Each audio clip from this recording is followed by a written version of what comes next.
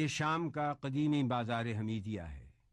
اہل بیت کو دربار یزید میں اس بازار کی تنگ گلیوں سے گزار کر لایا گیا۔ ہزاروں کا مجمع تھا۔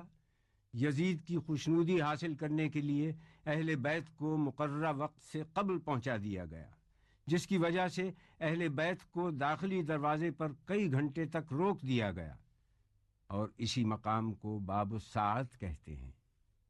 دربار میں داخلے کے 7 دروازے ہیں۔ ایک دروازے سے دوسرے دروازے تک 2 رخا فوجیں کھڑی تھیں۔ یزید کے سپاہی جلالت اور شہنشاہیت کی نشانی بنے مسلح کھڑے تھے۔ جب اہل بیت 7ویں دروازے پر پہنچے اور جناب زینب نے دربار کو دیکھا تو آپ بیٹھ گئیں۔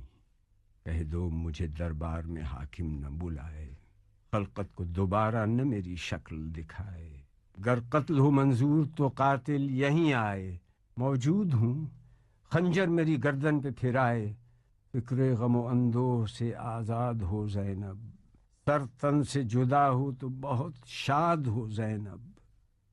اہل بیت دربار میں داخل ہوئے تو پہلے انہیں ایک گوشے میں بٹھایا گیا۔ اس مقام کی پہچان کے لیے اس جگہ کے اطراف میں لکڑی کے کٹہرے بنا دیے گئے ہیں۔ یہ وہ جگہ ہے جہاں یزید بیٹھا تھا۔ اہل بیت کو یزید کے سامنے پیش کیا گیا۔ یہی وہ مقام ہے جہاں جناب زینب نے خطبہ ارشاد فرمایا تھا۔ یزید سے اہل بیت کا تعارف کروایا گیا۔ اس نے پوچھا، یہ کنیزوں کے حلقے میں کون مغرور عورت بیٹھی ہے؟ جواب ملا، یہ علی کی بڑی بیٹی رسول کی نواسی زینب کبریٰ ہے۔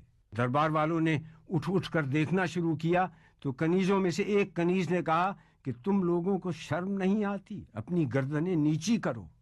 زبیر ابن قیس نے یزید کے سامنے سر حسین پیش کیا اور کہا کہ امیر مبارک ہو، قیدی آ گئے، محمد کا نواسہ قتل کر دیا گیا۔